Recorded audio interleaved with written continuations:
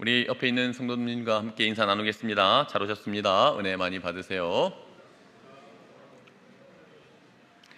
명절이니까 한 번 더 인사 나누겠습니다. 벌써 출발하신 분도 많으신 것 같은데요.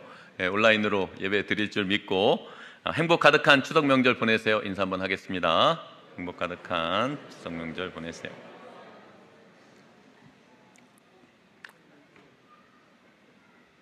두 마리 암소가 국경을 넘어 비탈길을 올라가고 있습니다. 블레셋 땅에서 이스라엘 벳세메스 땅으로 산등성이를 따라 힘겹게 올라갑니다. 그런데 웬일인지 암소들의 눈에서 뜨거운 눈물방울들이 계속해서 흘러내리고 있었습니다. 본문 12절 말씀에 울고라는 단어의 히브리 원어 가아를 찾아보니 큰 소리로 울다, 소가 부르짖다 라는 뜻을 가지고 있습니다. 그렇다면 왜 이 암소들이 이렇게 슬피 울면서 산비탈을 올라가고 있었던 것일까요? 때는 주전 11세기경 사사시대의 끝자락이었습니다. 350여 년에 걸친 기나긴 영적 암흑기의 마지막 모습은 참으로 비참했습니다. 블레셋과의 전투에서 크게 패했고 엘리 제사장의 두 아들 홈니와 비나스가 죽었고 참으로 원통하게도 하나님의 임재를 상징하는 언약궤마저 빼앗기고 말았습니다. 이 끔찍한 소식에 충격을 받은 엘리 제사장마저 자기의 의자에서 뒤로 넘어져서 목이 부러져 죽게 됩니다. 마침 이때 해산을 하게 된 엘리 제사장의 며느리가 너무나 비통한 심정으로 아들의 이름을 이가봇이라고 짓습니다. 이가봇이라는 이름은 영광이 이스라엘에게서 떠났다라는 뜻입니다. 사무엘상 4장 21절 22절 말씀을 보시기 바랍니다. 이르기를 영광이 이스라엘에서 떠났다 하고 아이 이름을 이가봇이라 하였으니 하나님의 궤가 빼앗겼고 그의 시아버지와 남편이 죽었기 때문이며 또 이르기를 하나님의 궤를 빼앗겼으므로 영광이 이스라엘에서 떠났다 하였더라. 모두가 각자 자기 소견에 오른 대로 살아가던 시대였습니다. 온 땅에 우상과 죄악이 가득했고 신앙은 그저 껍데기와 형식에 불과했던 영적 암흑기였습니다. 신앙생활은 소위 아주 형편없이 개떡같이 하면서 그저 언약궤만 앞장세워 나가면 전쟁에서 승리할 것이라는 허황된 믿음을 가지고 있었습니다. 결국 전쟁에서 패했고 엘리 제사장과 두 아들이 죽고 하나님의 언약궤마저 빼앗기게 되면서 이스라엘의 모든 소망이 사라지고 말았습니다. 너무나 안타깝게도 이가봇의 상태, 하나님의 영광이 이스라엘에서 떠나고 말았습니다. 그 어디에서도 희망을 찾아볼 수 없는 깜깜한 흑암과 고통과 불행이 온 땅에 가득했습니다. 사랑하는 여러분, 이스라엘 백성들의 운명은 과연 어떻게 되었을까요? 성경의 카메라는 언약궤를 빼앗아간 블레셋 땅을 아주 자세하게 비춰줍니다. 블레셋 땅에 온갖 기이한 일들과 재앙들이 연속해서 발생하고 있습니다. 블레셋 땅의 신과 사람들이 하나님의 언약궤를 도무지 감당할 수가 없었던 것입니다. 첫 번째 아스돗 지역에서는 블레셋 최고의 신이라는 다곤 신이 여호와의 언약궤 앞에 얼굴을 땅에 대고 엎드려 있었습니다. 깜짝 놀란 블레셋 사람들이 일으켜 바로 세워놨는데 다음 날에는 아예 다곤 신의 머리와 손과 발이 다 잘린 채 몸뚱이만 달랑 남아서 하나님의 언약궤 앞에 납작 엎드러져 있었습니다. 5장 4절 말씀을 보시기 바랍니다. 그 이튿날 아침에 그들이 일찍이 일어나 본즉 다곤이 여호와의 궤 앞에서 또다시 엎드러져 얼굴이 땅에 닿았고 그 머리와 두 손목은 끊어져 문지방에 있고 다곤의 몸뚱이만 남았더라. 참으로 놀라운 역사입니다. 블레셋 사람들이 얼마나 놀랐겠습니까? 더구나 독한 종기 재앙이 아스돗 사람들을 덮치는 큰 환란이 임하면서 죽게 되었습니다. 그러자 아스돗 사람들이 견디지 못하고 다음과 같이 비명을 지르며 소리쳤습니다. 5장 7절 8절 말씀을 교독해서 읽겠습니다. 제가 7절 먼저 읽습니다.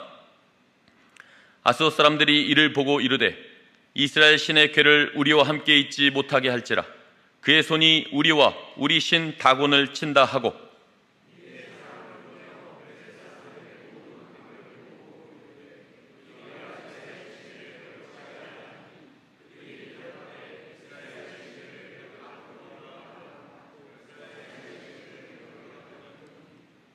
네, 얼른 가드 지역으로 하나님의 궤를 옮겨봤지만 그러나 가드에서도 동일한 역사가 나타납니다.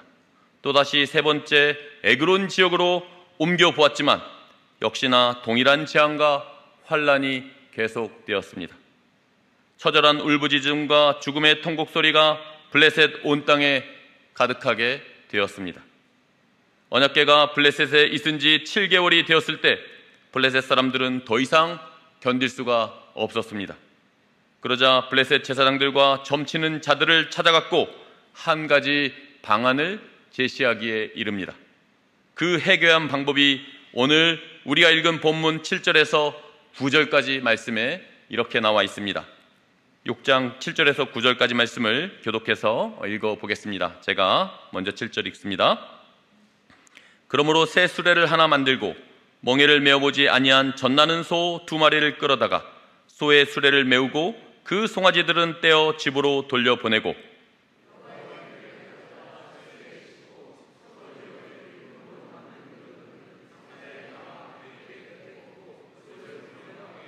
함께 있습니다. 보고 있다가 만일 궤가 그 본지역 길로 올라가서 벳세메스로 가면 이 큰 재앙은 그가 우리에게 내린 것이요 그렇지 아니하면 우리를 친 것이 그의 손이 아니요 우연히 당한 것인 줄 알리라 하니라. 이방 제사장들과 주술사들의 머릿속에서 나온 참 해기망측한 발상입니다. 이것이 과연 하나님에게서 나온 심판인지 아니면 그냥 우연인지 한번 시험을 해보자는 기교한 제안입니다. 첫째는 새 수레를 만들고 멍에를 메어보지 아니한 젖소를 택합니다. 둘째는 한 마리가 아닌 2마리로 수레를 끌게 하는데 송아지들은 떼어 집으로 돌려보냅니다. 셋째는 산비탈을 올라가 이스라엘 벳세메스 지역으로 국경을 넘어가면 이 모든 재앙은 분명히 하나님께서 내리신 것이고 그렇지 않다면 모든 일이 단순한 우연에 불과하다는 내용이었습니다. 사랑하는 여러분, 이것이 왜 해계망측한 발상과 시험일까요? 마치 다음과 같은 이야기를 하는 것과 유사합니다.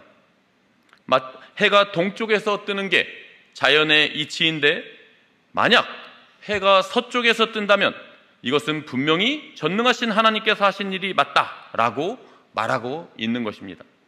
너무 어처구니가 없습니다. 불가능한 조건을 걸어놓고 만약 그런 일이 일어난다면 이것은 오직 전능하신 하나님께서만 하실 수 있는 일이니 하나님의 역사라고 인정할 수밖에 없다라는 아주 황당한 논리인 것입니다. 그렇다면 왜 이 암소들이 블레셋 땅에서 이스라엘 땅 벳세메스로 넘어가는 것이 도대체 왜 불가능한 일이었을까요? 몇 가지 이유가 있는데 첫째는 한 번도 멍에를 메어보지 아니한 소였기 때문입니다. 멍에를 처음 메었으니 무척 불편하고 힘들었을 것입니다. 둘째는 한 마리가 아닌 2마리의 소들이었기 때문입니다. 두 사람이 발을 묶고 달리는 2인 삼각 경기를 한번 상상해 보시기 바랍니다. 2인 삼각 경기가 쉬울까요? 어려울까요? 쉬우신 분? 혼자서 가는 것은 쉬울 수 있지만 함께 발을 묶고 보조를 맞추어 가는 것은 어려운 일입니다. 난생 처음 만난 2마리의 소가 난생 처음 멍에를 메고 수레를 끌면서 함께 호흡을 맞춰서 한 보조로 간다는 것은 결코 쉬운 일이 아니었을 것입니다. 세 번째는 가는 길이 14km에 달하는 오르막 언덕길이었기 때문입니다. 블레셋 땅은 평지였고 이스라엘 땅 벳세메스는 해발 360m 언덕에 있는 구릉지대였습니다. 9절 말씀에 올라가서 벳세메스로 가면이라고 기록되어 있고 영어 성경에는 모두 동일하게 go up이라고 기록되어 있습니다. 블레셋 땅 에그론에서 이스라엘 땅 베세메스로 가기 위해서는 14km에 해당하는 산등성이를 타고 올라가야만 했던 것입니다. 제가 포천에 있는 8사단 오뚜기 부대에서 군 생활을 했는데 행군을 어마어마하게 많이 하는 곳으로 유명한 부대입니다. 이런 이야기가 군 부대에 널리 퍼져 있습니다. 군 생활하는 동안 총 행군거리가 지구 2바퀴 반을 도는 거리다 라는 내용이 기네스북에 올라 있다고, 그렇게 실제인지 확인은 안 됐지만 다들 그렇게 이야기를 하는 부대입니다. 군인들이 군장을 메고 행군을 할 때 보통 1시간에 5km를 걷고 10분을 쉬었다 갑니다. 만약 14km가 넘는 언덕길이라고 한다면 아마도 최소한 2번 내지 3번을 쉬었다 가야 하는 매우 힘든 길입니다. 실제로 제가 군 생활할 때 산정호수에서 백운계곡이라고 하는 곳으로 넘어가는 여우고개라는 그런 언덕길이 있었습니다. 여기를 올라갈 때마다, 행군할 때마다 병사들이 탈진하며 이탈하는 경우들이 거의 매번 빠지지 않고 있었습니다. 본문의 암소들이 얼마나 힘든 길을 걸어갔는지 저는 체험적으로 잘 알고 있습니다. 마지막 4번째가 가장 중요한 이유인데, 이들이 어미소였다는 것이고 젖먹이 아기소들을 떼어놓고 가야 하는 길이었다는 것입니다. 사랑하는 여러분, 특별히 여성도 여러분, 이게 과연 가능한 일일까요? 어미소가 젖먹는 아기소를 떼어놓고 먼 길을 떠날 수 있을까요?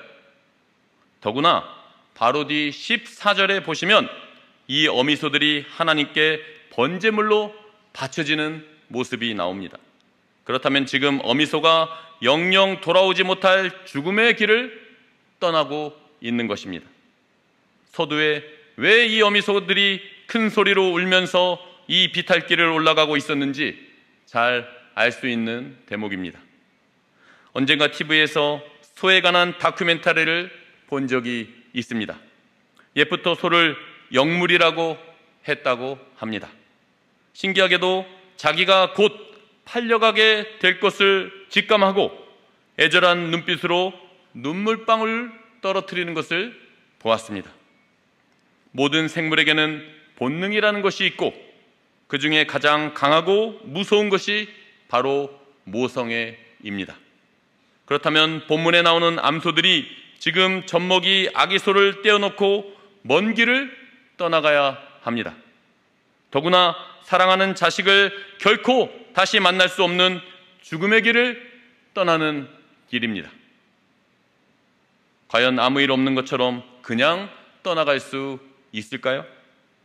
이것은 불가능이라는 것입니다.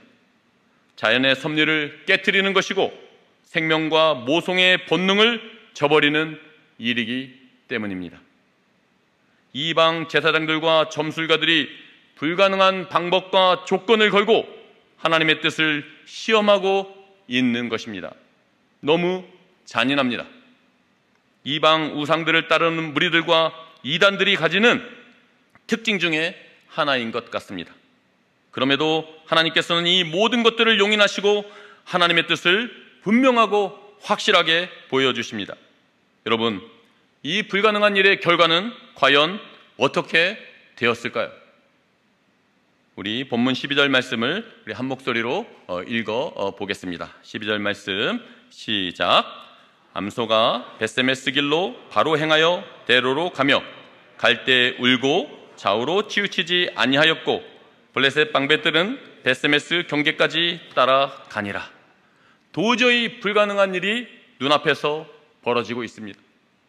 한 번도 멍에를 메어본 적이 없는 소가 처음 만나서 호흡을 맞추는 2마리의 소들이 14km가 넘는 언덕 비탈길을 올라가면서 심지어 젖먹이 아기 소들을 떼어놓고 머나먼 죽음의 길을 떠나가고 있는데 베세메스 길로 바로 행하여 대로로 가며 갈 때 울고 좌우로 치우치지 않았다라고 말씀하고 있습니다. 곧장 갔다는 것입니다. 큰 소리로 울면서 갔다는 것입니다. 똑바로 좌로나 우로나 치우치지도 않고 끝까지 올라갔다는 것입니다. 이 모든 장면을 이방 블레셋 방백들이 국경까지 따라와서 직접 목도했으니 과연 이 모든 일들이 오직 살아계신 유일하신 하나님 한 분 역사임을 고백하며 엎드려졌음이 분명할 것입니다. 사랑하는 여러분, 꺼이꺼이 큰 소리로 울면서 곧장 언덕길을 올라가야 했던 어미소의 마음이 어떠했을까요? 오늘 우리의 신앙과 삶에서도 어미소처럼 힘든 멍에를 메고 눈물로 올라가야만 하는 길이 있습니다. 말 안 듣고 말썽 부리는 자녀들을 위해 눈물 흘려 기도하는 부모님들이 계실 것입니다.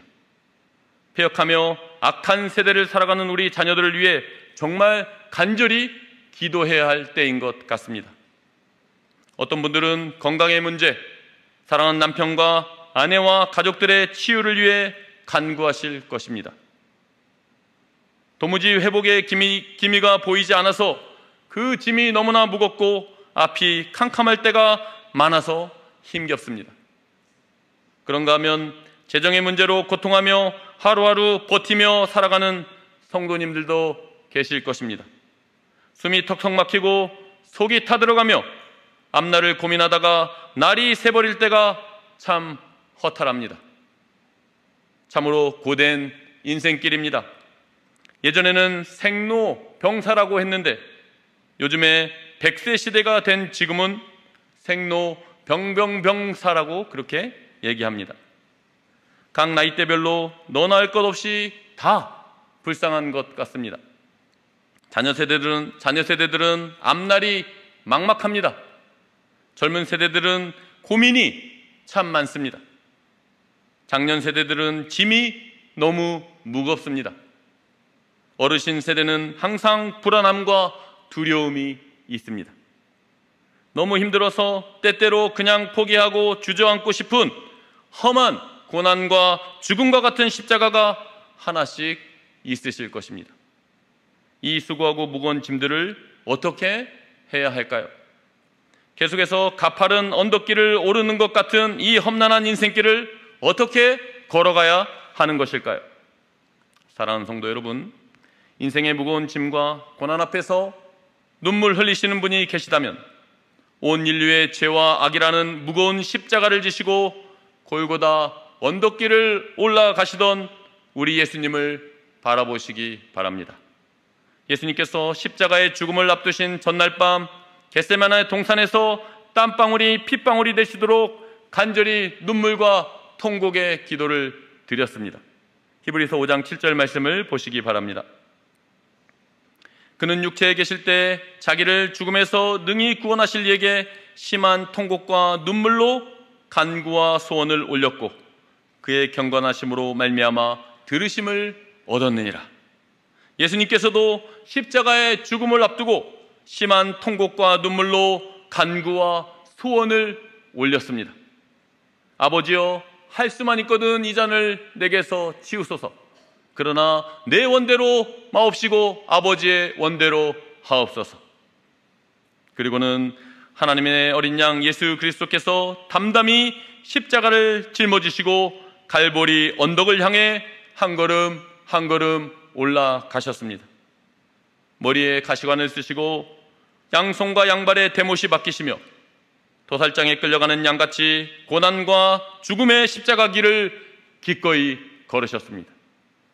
예수님의 최후의 부르짖음 엘리 엘리 라마 사박디니, 하나님이 하나님이여 어찌하여 나를 버리시나이까 라는 간절한 절규를 기억하실 것입니다.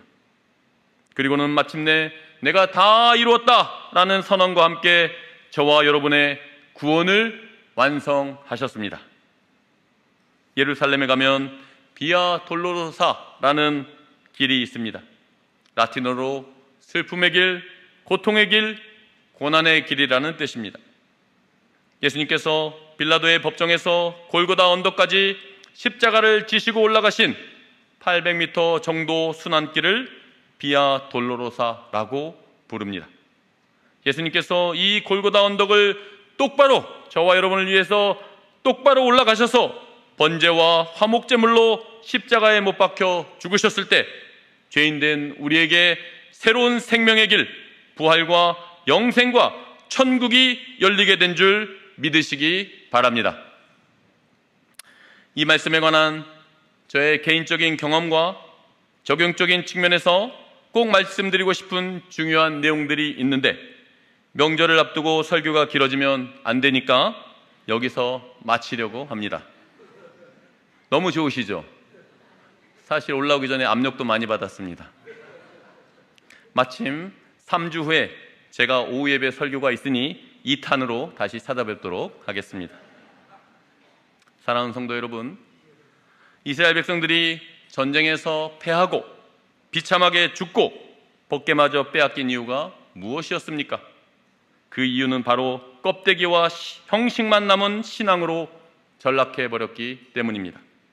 하나님에 대한 참된 경외와 말씀에 대한 순종을 잃어버린 채 그저 외적인 형식만 남아 있었습니다. 사람들은 그저 각자 자기 소견에 오른 대로 자기 힘과 지혜와 능력을 의지하며 살았습니다. 그러다 전쟁이 나자 하나님의 법궤만 가져다가 내밀면 승리할 거라는 교만과 착각에 빠져 있었던 것입니다. 내가 신앙생활을 하고 있고 주일날 예배 드리고 있고 헌금과 봉사생활 잘하고 있으니 형통할 것이다. 과연 그럴까요? 19세기 미국의 대부흥을 이끌었던 D.L. 무디를 옆에서 힘껏 도왔던 A.W. 토저 목사님이 쓰신 습관적 신앙에서 벗어나라 라는 책에서 제가 한 대목을 읽어보겠습니다. 우리가 드리는 예배에는 하나님이 개입하실 자리가 없습니다. 우리 편에서 하나님을 위해 모든 것을 완벽하게 준비했기 때문입니다. 우리는 다음과 같이 기도합니다. 주여, 우리는 이런 식으로 하려고 합니다. 그러니 부디 우리의 계획에 복을 내려 주옵소서. 우리는 아무런 느낌 없이, 아무런 의미 없이 똑같은 일을 반복합니다.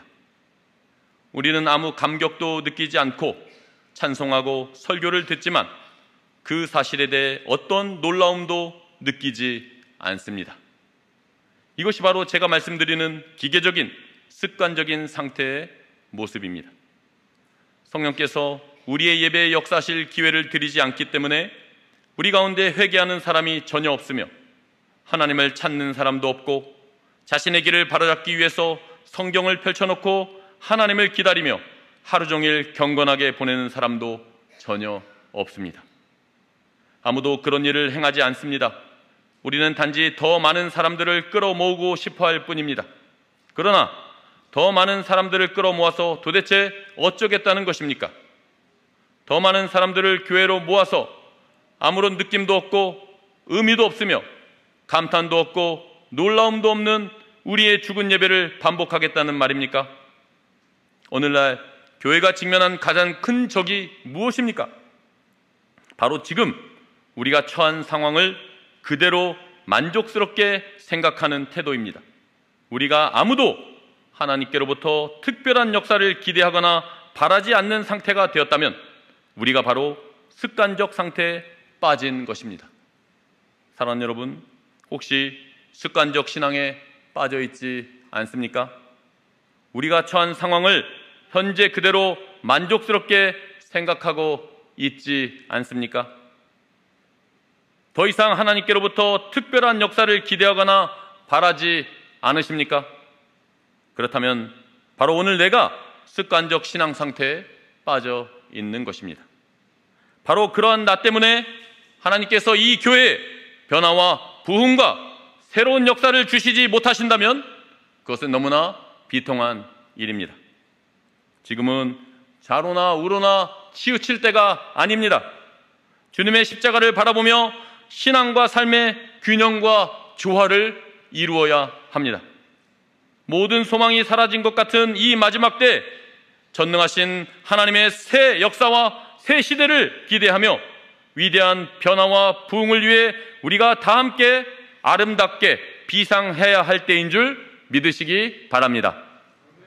십자가의 죽음 뒤에 부활의 영광이 있습니다. 큰 소리로 울더라도 주님과 함께 나에게 주어진 십자가의 길을 인내하며 신실하게 걸어가시기 바랍니다. 좌로나 우로나 치우치지 말고 날마다 자기 자신을 부인하면서 표대를 향하여 달려가시며 끝까지 승리하시는 저와 우리 성도님들 다 되시길 주님의 이름으로 간절히 축원합니다. 아멘. 기도하겠습니다. 하나님 아버지, 오늘 사랑하는 어린 소들을 떼어놓고 자신의 죽음의 길을 직감하면서 언덕길을 올라가고 있는 어미소의 그 울음을 생각해 봅니다. 하나님께서 어두웠던 시대, 모든 소망이 사라졌던 시대, 다시 한번 그럼에도 불구하고 새 일을 행하시는 그 은혜와 그 역사를 우리가 목도하게 됩니다. 주님, 2000년 전 갈보리 언덕길을 향하여 그 무거운 십자가를 지시고 한 걸음 한 걸음 내디디시는 주님의 그 모습을 우리가 바라보기 원합니다. 그분의 그 십자가의 그 길 한 걸음 한 걸음은 예수님 자신을 위한 것이 아니었고 오직 죄인된 나, 우리 인간을 위한 주님의 희생과 헌신의 순종의 발걸음이었던 것을 바라보게 됩니다. 주님께서 속죄제물로 화목제물로 십자가에 죽으셨을 때 드디어 비로소 우리에게 새롭고 산 길, 생명의 길, 구원의 길, 다시 한번 영원한 생명의 길이 열려지게 되었음을 고백합니다. 하나님 아버지, 이 추석 명절을 맞이해서 다시 한번 우리의 신앙과 삶을 돌아보기 원합니다. 과연 우리가 정말 살아계신 하나님, 전능하신 하나님, 오늘도 살아 역사하시는 하나님에 대한 기대와 소망과 그 역사를 찬양하며 나아가는 가운데 있습니까? 혹시 습관적 신앙에 빠진 것 아닙니까? 우리가 처한 상황을 그대로 만족스럽게 생각하며 머물러 있지 않습니까? 더 이상 하나님께로부터 특별한 역사를 기대하거나 바라지 않는 그런 나 때문에 하나님께서 이 교회, 한국교회에 변화와 부흥과 새로운 역사를 주시지 못하는 것 아닙니까?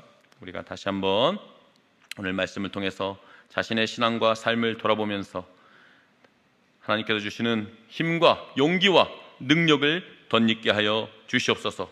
지금은 마지막 때입니다. 모든 사람이, 모든 소망이 사라진 것 같은, 이제 모든 것이 다 끝난 것만 같은 이 시기야말로 진정한 교회가 일어설 때이며 진정한 성도들이 일어설 때인 줄 믿습니다.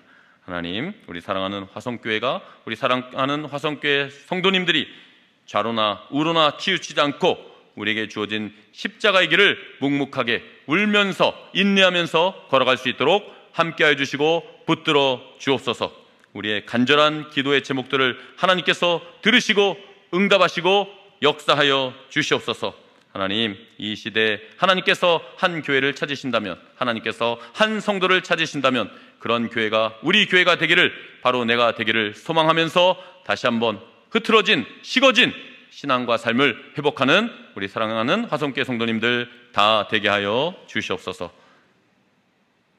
침체와 어둠과 절망 가운데 빠져있는 한국교회와 이 땅과 북한 땅과 온 세계 위에 정말 다시 한번 하나님의 나라가, 하나님의 교회가 영광스럽고 위대하신 하나님의 능력의 역사가 다시 한번 펼쳐질 것을 소망하고 기대하오며 예수 그리스도 이름으로 간절히 기도드립니다. 아멘.